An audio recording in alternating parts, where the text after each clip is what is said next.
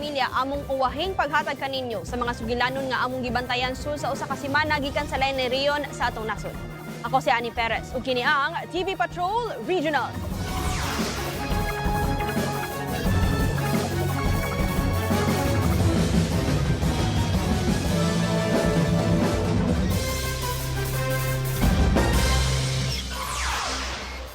Nagputos og baga nga abo ang pipila ka barangay nga duol sa Barangay Mayon sa Albay human nga ni alboroto ni sa niaging semana. Nakuha ng video ang pagbuga og abo gikan sa bulkan ug hinay-hinay ning nahulog sa pipila ka lungsod ug distrito. Halos zero visibility kung wala na makita sa Kamalig Bypass Road sa Barangay Salugan. Hinungdan nga naglisod ang mga motorista. Naputos sab sa abo ang mga pananom. Matod sa PHIVOLCS, dunay minor strombolian eruption o hinay ngadto sa kasarangan nga pagbuto sa bulkan nga nakipagawas og lava ug volcanic gas. Duna say lava collapse nga nimugna og pyroclastic density current kun uson sa may Milisi Gully. Sa ihap sa Albay Provincial Agriculture Office, moabot og 4 milyones pesos ang danyo sa agrikultura sa mga lungsod lang sa Daraga ug Kamalig. Gibana-bana nga moabot og 6,000 ka panimay ang naapektuhan sa ashfall. Labing daghan sa ginubatan diin 44 ka barangay ang naputos sa abo. Nagtigom ang mga heads of state o mga delegado sa mga nasod nga nasakop sa Association of Southeast Asian Nations kun ASEAN sa ika-48 nga summit dinhi sa Subo. Gituki sa Leader Summit ang lain-laing hagit sa mga giatubang sa mga miyembro sa ASEAN isip usa ka rehiyon. Lakip niini ang krisis sa enerhiya tungod sa kagubot sa tungang-tungang silangan, krisis sa politika ug kagubot sa mga utlanan. Nagabot-abot ang mga delegado Miyerkules pa lang. Lakip ang pipila ka mga head of state sa gunsundayon ng mga ministerial meeting niadtong Huwebes. Lakip ang panagtigom sa ASEAN Economic Community Council, foreign ministers ug ang Political Security Community Council. Gisundan ni sa mga tigom sa mga state leader sa mga nasod nga lakip sa ASEAN pag Biyernes. Gisugat mismo ni Presidente Ferdinand Bongbong Marcos Jr. ug First Lady Liza Araneta Marcos ang mga bisita sa Mactan Expo. Atol sa plenary session sa summit, gipahimug-atan ni Presidente Marcos Jr. ang bilis sa kolektibong lakang ilabi na nga nagkainit na ang kalibutanong tensyon. Gituki sab ang Lead, Sail, Rise framework isip usa ka pamaagi sa pagsulbad sa mga problema sa rehiyon. Nakakabot og kasabutan ng mga leader sa nasod bahin sa ASEAN Declaration on Maritime Cooperation. Tumong ang pagpalig-on sa pagtambayayong sa mga nasod aron dungan nga sulbaron ang mga isyu sa kadagatan. Giplanuhan sab ang pagpatukod og ASEAN Maritime Center sa Pilipinas. Matud ni Pre Marcos Jr., tumong niini nga usahon ng opisina sa mga kalihukan, programa ug monitoring nga may labot sa maritime sa ASEAN. Samtang nisuroy sa Cebu City si Timor-Leste Prime Minister kay Rala Shanana Gusmao. Kini human niya makauban sa unang higayon ang mga leader sa ASEAN isip full-fledged nga miyembro sa asosasyon. Samda ng 22 ka individual human nga nibali ang gisakyang jeep sa Reina Mercedes Isabela niadtong Huwebes. Sa investigasyon sa pulis, gisubay sa jeep ang National Highway nga bahin sa Barangay Talungan paingon sa Iligan City, dihang naigo ang likod nga bahin ini sa ni-overtake nga AUV. Sa kakusog sa panagbangga, nawad-an og kontrol ang driver og nibali ang jeep. Gidaladayon sa tambalanan ang driver og ang laing 21 ka pasahero na puro mga nurse. Naana sa kustudiya sa pulis ang driver sa SUV samtang nagpadayon ng investigasyon sa insidente. Nakalas ang usa ka babae human gidulit og pusil sa Pigkawayan, Cotabato. Matod sa Pigkawayan Municipal Police Station, nagpalitra og sudan ang biktima dihang giduol sa duha ka suspect dayon gipusil. Dead on the spot ang babae samtang nakaipsot sa nahitabuan ang mga suspect nga nisakay og motorsiklo. Padayon nga gisuta ang motibo sa krimen ingon man kun kinsa ang mga suspect. Gibida ang mga mabulokon nga mga float nga hinimo sa mga residente sa tinuig nga pagsaulog sa Sakayan Festival sa Isabela City. Lain-laing disenyo nga nagpakita sa kultura o tradisyon ang tema sa mga float sa Parada Sakayan Festival nga lakip sa kasaulugan. Dunay disenyo nga sarimanok, mga simbahan, lakip ang lain-laing kultura sa lain-laing indigenous group, lakip ang mga badyaw.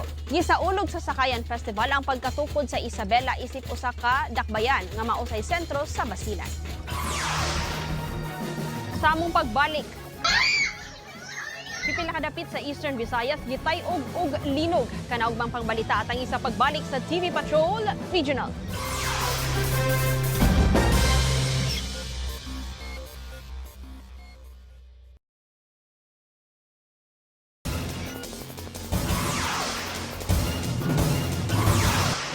Nagtayog og magnitude 6.1 nga linog ang pipila ka dapit sa Eastern Visayas ni adtong Lunes. Ang sentro sa linog ang lungsod sa San Julian.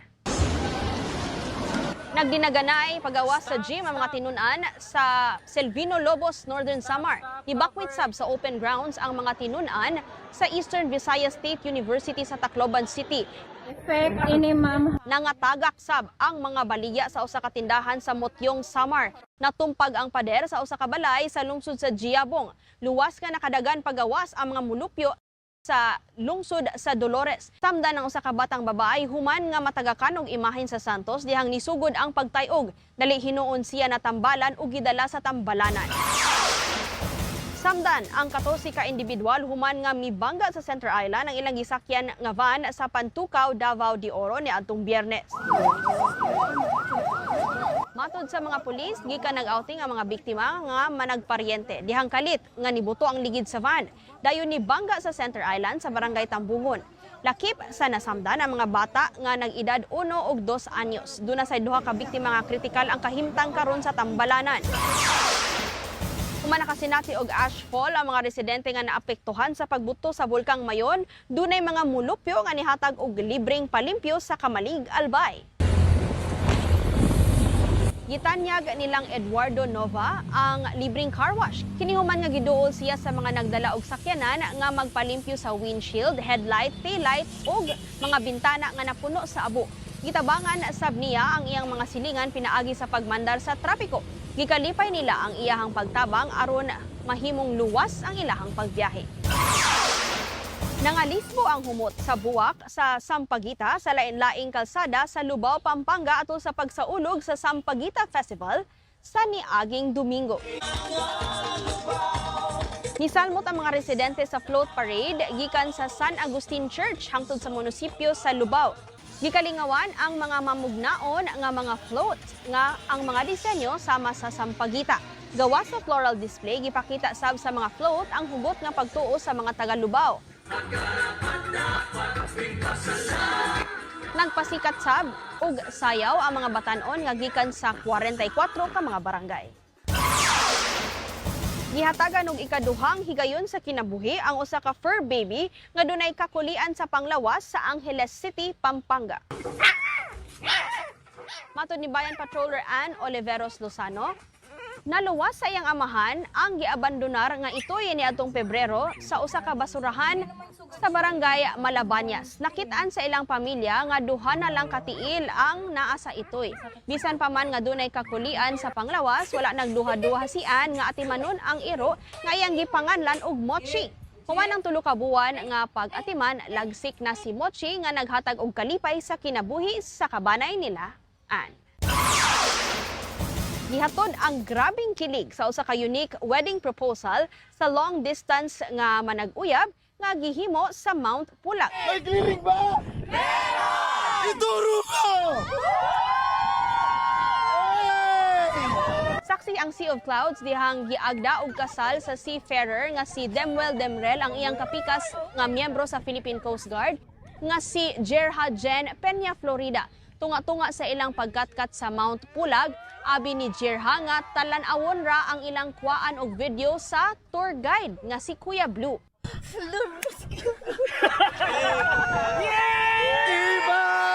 Apan sa pag-atubang niya sa tulo ka tour guide, duna nay gibit-bit nga banner nga naay suwat nga pangutana, "Will you marry me?" Niluhod sab ang iyang pares nga nagbitbit sa engagement ring.